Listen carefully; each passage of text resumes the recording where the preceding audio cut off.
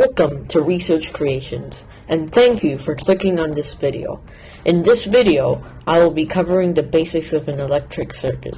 This includes, what is a circuit? Circuit components and symbols, current and voltage, and series and parallel circuits. I hope you'd enjoy and learn a thing or two from this video. First, let's understand what the term circuit even means. An electric circuit, in a nutshell, is a path where an electric current can flow through.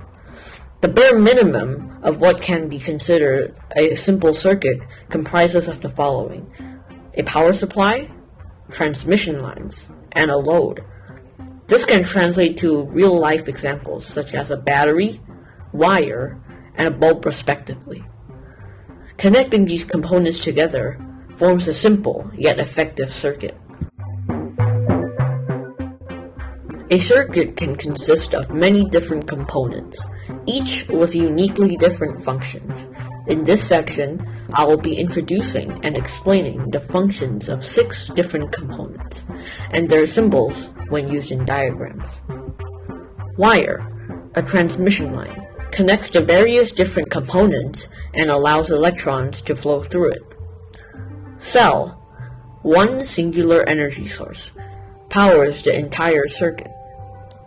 Battery of cells, 2 or more cells attached to one another in a series formation. Bulb, a load, an electrical device used to test out a circuit. Open switch, it means that the circuit is incomplete. Electrons cannot flow from one side to another. Closed switch, it means that the circuit is complete. Electrons can flow from one side to another. Thus, the circuit can function normally.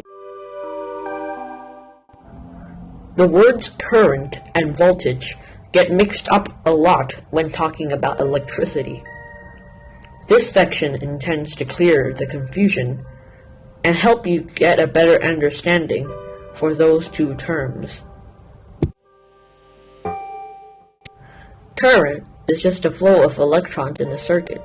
It is the flow of water in the water tank analogy, reference from a forward section. Current is measured in amperes, or amps. 1 amp is equivalent to this number of electrons, flowing through a circuit per second. Different electric components can handle different currents. If too much current is flowing through a circuit at one time, the load will start to burn and stop functioning. In everyday appliances, fuses stop this from happening by burning first, to prevent damage from the much expensive load. Voltage, put simply, is what pushes electrons through a circuit. In the absence of a voltage, electrons in a wire would just move around spontaneously, which is not very applicable in circuits. That is why voltage is so important. A usual method to visualize voltage is the water analogy, using a water tank as a battery, a pipe to simulate current, and a pressure gauge as the voltmeter. The more water in the tank, the higher pressure it is at the pressure gauge. When we release the water from the tank, the high pressure causes more water to flow out. In the case of a circuit, more current. This means more voltage equals to more current. Voltage doesn't require current though. The pressure is still there if the water is not flowing out. Voltage is also known as potential difference, which is basically the potential work a circuit can do. Even though all circuits may look very similar at first glance, they are always arranged differently and function in different ways.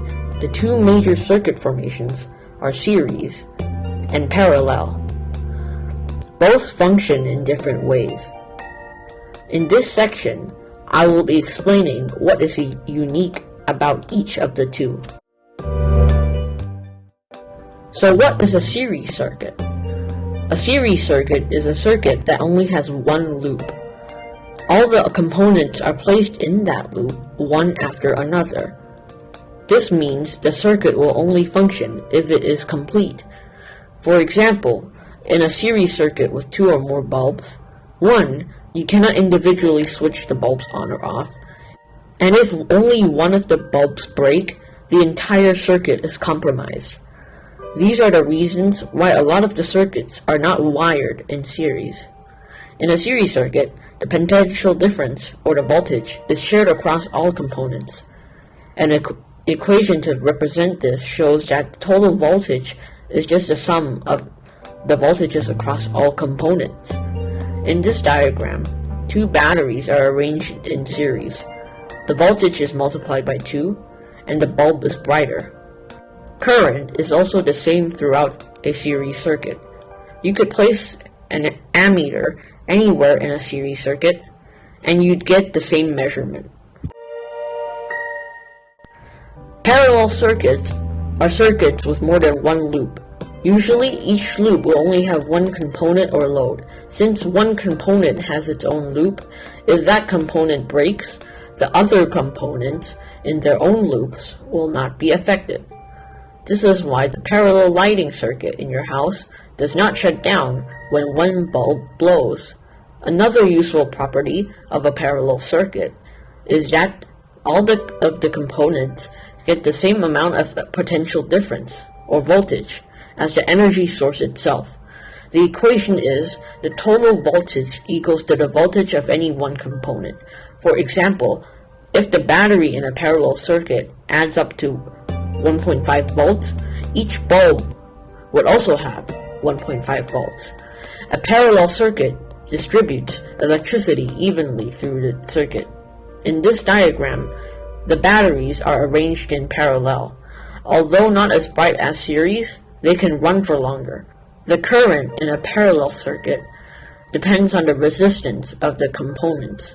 If there are 2 amps flowing through the 2-loop circuit, 1 amp would flow through each loop.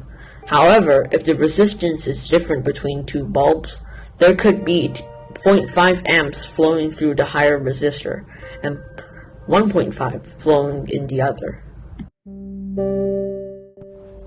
Thank you for watching this short video explaining the basics of an electric circuit. Like the video if you enjoyed it, dislike it if you didn't. Sharing and subscribing to my channel would be much appreciated. Thank you for watching Research Creations.